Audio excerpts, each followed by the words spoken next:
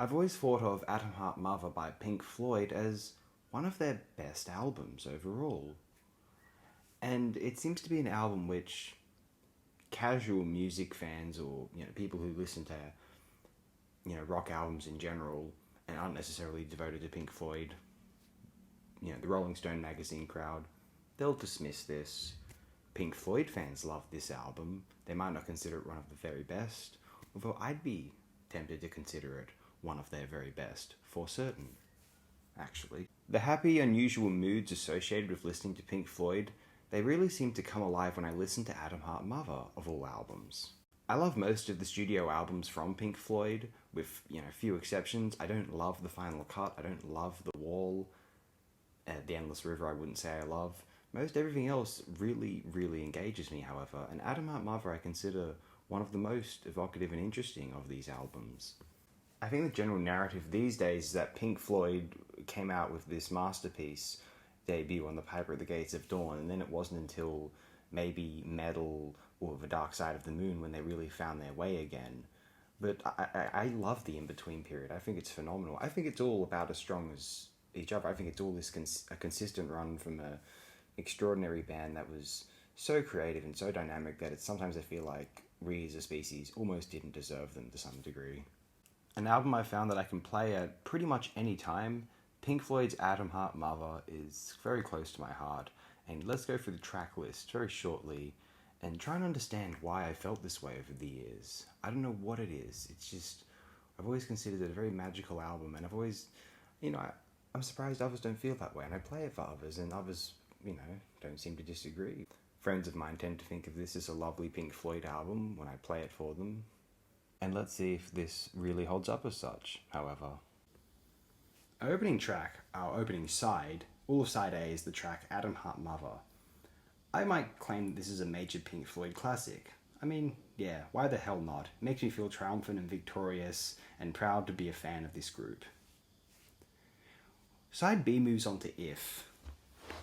Now, if one had just heard If on the radio or standalone, then I think it's a bit corny. Like, lyrically, it's just kind of obvious, isn't it?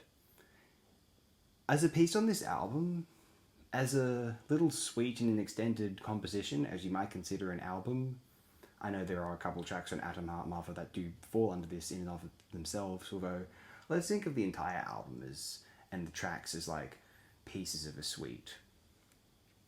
It's an interesting way to interpret albums in general, and if we do so, If is a lot better that way than as a standalone song. Summer 68 is fantastic, works both as a standalone track and as a great intensive peak on this particular trip. Fat Old Son, better song lyrically than If, but it's another one of these cases of Pink Floyd doing a lackadaisical kind of lazy lyrical piece, which Roger Waters can be a very good lyricist, but he can also be a very obvious didactic lyricist, as I'm sure we all know. We've listened to The Wall, I am certain. And Money on the Dark Side of the Moon. We heard my spiel in the review of Dark Side of the Moon, or maybe you didn't. Maybe better you didn't, I don't know. Fat Old Son, it's nice, but it's just kind of obvious, but nevertheless, really pleasant. And if you're on board with the kind of cliches potentially associated with Pink Floyd, which may not have been cliches at the time of their release, kind of the empowerment of certain alternative or countercultural lifestyle, which is much more common and accepted nowadays, for the better, we could say, I would say, then yeah, we can be on board with Fat Old Son. Pretty good stuff overall, though maybe, yeah, if you heard it on its own, you would think, oh gee, I hope this isn't the best song on the album, though I do like it. And yeah, this and If are the weaker cuts on the album, but still very solid within the album, just as standalone tracks. Heard outside of the album, in isolation from the album, I don't think they're as strong. They're great arguments for pieces being able to work within context as opposed to by themselves. It's odd. Not great. I feel that way about Money off of Dark Side of the Moon, though, as I said, but we're not even going to go there again. Alan's Psychedelic Breakfast is a candidate for my favourite Pink Floyd song and one of my favourite things in the world. It's marmalade. I like marmalade. Taking the typical English, one foot in the grave-esque, delightful middle-class lifestyle, suburban lifestyle, and then he doesn't realise, but someone's spiked his coffee with a bit of LSD. And then once it's over, he thinks, well, that was an unpleasant morning indeed. Might try it again sometime. And that was always my interpretation of the song anyway. How Pink Floyd managed to fuse typical idiosyncratic yet mundane British everyday life with, walking into a psychedelic trip. They made these things seem so natural and like it was the next stage of evolution, I mean, it's a bit, it reminds me a bit of that verse in A Day in the Life, Paul McCartney's verse, he woke up, got out of bed, dragged a comb across my head. That's very typical British day. But then somebody spoke and he went into a dream. That sums up Pink Floyd's mission statement in a respect, I might imagine, at one point in time in their discography anyway. Listening to Atom Heart Mother, especially when one considers the first 3 studio albums, not including the soundtrack to the film More, but, the first 3 studio albums being Piper at the Gates of Dawn, Source of All Secrets, and Armagumma, the double album, which is part live, half live, and first disc is a live disc, and the second disc is the studio disc. Atom Heart Mother is when Pink Floyd moves, so Piper at the Gates of Dawn, where more shorter tracks, Syd Barrett songwriting, plus a couple of extended jams. Source of All Secrets is a mix between jams, a couple of Syd Barrett ditties, just a couple, and these more considered suites, possibly composed by Rich Wright in conjunction with Roger Waters. Waters would become the main lyricist of the band, and I think Wright was the most musically educated of the group. I suspect, being the keyboardist, you'd think that would be the case. Whereas the extended compositions, obviously on the live disc of Armagumma, it's just the jams, not extended compositions really, just, them just tripping out and having a great time. The studio disc there are somewhat extended compositions in deliberated, although, as we all know, I suspect, the band members, their solo efforts, each of the band members went off to do their own individual composition, and the others didn't really give their input on it, to my knowledge. So it's hard to describe it as a band effort, even though I love Armagumma to bits. It's hard to describe it as a band effort when we're talking about it in this context. Whereas Atom Heart Mother is the band trying to compose, especially on the song Atom Heart Mother and then the song Alan Psychedelic Breakfast, deliberated progressive rock, art rock suites, which aren't just psych jams, essentially. We would not call... Echoes is very deliberated on Metal, the next album. Obscured by Clouds is close to the psychedelic rock 4-minute ditties of earlier, the Syd Barrett era, almost a homage to it. Dark Side of the Moon, the extended deliberated suites, very deliberated suites. Wish You Were Here, the same. Animals, very deliberated. This 70s Pink Floyd sound, their progressive rock angle, this really sprouts an Atom Heart Mother to my ears. And also, so as a result, Atom Heart Mother sounds to me like one of the most definitive and kind of idiosyncratically and yet, definitively, recognizably Pink Floyd releases. The song Atom Heart Mother, you can play to anyone and they'll be like, yep, that's Pink Floyd.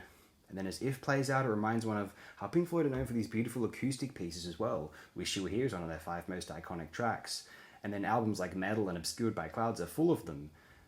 If and Fat Old Son are exactly these sorts of tracks. And it's part of what Pink Floyd was brilliant at and known for. It's an important part of their identity. Summer 68, The Great Trip, everyone would know that, typical Pink Floyd, but great Pink Floyd. And Alan Psychedelic Breakfast, isn't this as idiosyncratically and beautifully Pink Floyd English psychedelia as it gets in general? What a masterpiece. I cannot praise Alan Psychedelic Breakfast enough as a track that really makes this album come together. Not that the rest of it isn't pretty damn strong in my opinion, but wow, it makes me think this album is kind of a masterpiece by the time it's over. I'm very, very impressed with this whole thing. Wow. An amazing Pink Floyd experience. It's just, if you're into this band, if you're sold on this band, it's hard to imagine that you're not totally sold in reverence of the experience that is Atom Heart Mother, one of the finest Pink Floyd tracklist experiences in my ears. And it represents one of the, it's a proud Pink Floyd moment, and it's a proud Pink Floyd album to blast to this day. None of the tracks are overplayed. It doesn't come across like you're jumping on a bandwagon. It just comes across like you've embraced the Pink Floyd lifestyle, and you consider it something that makes you happy, can make everyone else happy. There was a certain utopian quality to the Pink Floyd in this era. There was a certain degree of, if everyone embraced this sort of music, we might all be in a good place. That's how it feels to be a Pink Floyd fan sometimes. It's a pretentious thought, but it's well-meaning, I assure you. Or one of the most triumphant and secure of the Pink Floyd albums, Atom Heart Mother remains an absolute joy to blast. Pink Floyd can potentially culturally either represent this kind of boomer navel-gazing, or it could still represent these kind of the politics of tripping and the politics of altered states, of being creative and imaginative and trusting oneself as opposed to the business mundanity of the more conservative world, the industrial world. The things that seem in opposition to Pink Floyd, the things that make one miserable, whereas things associated with Pink Floyd tend to make one happier and feel more imaginative and empowered. The politics of Pink Floyd are an interesting thing. We could take these as... I suppose we can take the politics of Pink Floyd in two ways. There are the old school fans who love Pink Floyd but hate Roger Waters' politics, and then there are the other Pink Floyd fans who just love Pink Floyd and they're also very much on board with Roger's politics. I'm on board with the latter. More for Roger. I think he's a champion of the human race. I'm an indiscriminate lover of Pink Floyd's discography. I'm not as hot on... Sorry, Roger, but I'm not as hot on The Wall or on The Final Cut. But, I'm not as hot on The Endless River either, so there's Gilmore and co. being dissed there. Why don't I? And if blasting The Dark Side of the Moon or The Wall or even Wish You Were Here is a bit cliche at this point and a bit boomer, well, blasting Atom Heart Mother can make anyone think, yep, Pink Floyd, they were really onto something. What artists, hey?